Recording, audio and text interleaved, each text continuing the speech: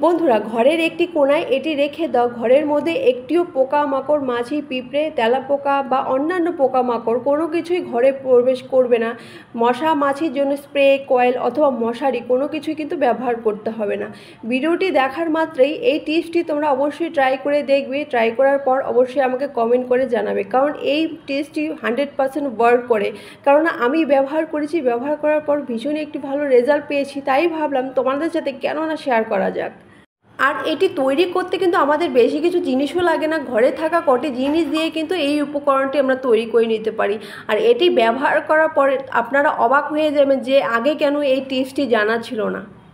এই উপায়টি তৈরি করার জন্য আমাদের এখানে লাগবে হচ্ছে একটি বড় সাইজের কাঁচা পেঁয়াজ। কাঁচা পেঁয়াজটি ছুলে নিয়েছি, ছুলে নেওয়ার পর তারপরে 2 টুকরো করে কেটে নিয়েছি।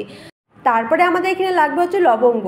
পেঁয়াজটির মধ্যে লবঙ্গগুলিকে গেঁথে নিতে হবে। পুরো পেঁয়াজটির মধ্যেই কিন্তু ফুলের মতো করে সাজিয়ে নিতে হবে। অবশ্যই তোমরা একটু খেয়াল রাখবে লবঙ্গর ফুলগুলো যেটা ঝরা না থাকে, সে ফুল সহকারেই কিন্তু এই লবঙ্গগুলোকে এখানে গেঁথে নিতে হবে।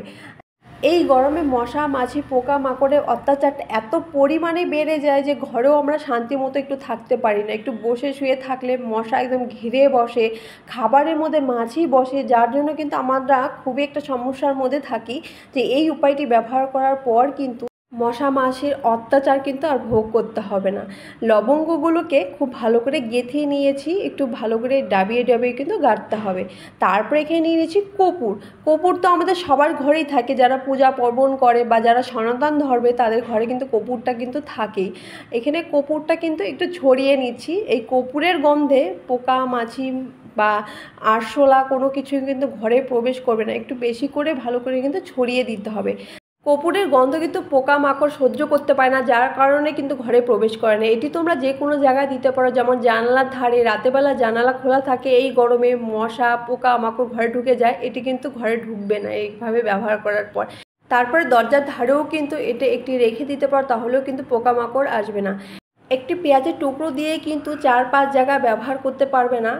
4-5টা পেঁয়াজ নিয়ে সেটা আলাদা 2 ভাগ করে কিন্তু আলাদা আলাদা করে আলাদা জায়গায় করে রেখে কিন্তু ব্যবহার করতে পারবে, তাহলে কিন্তু টেস্টটা ভীষণই ভালো কাজ করবে।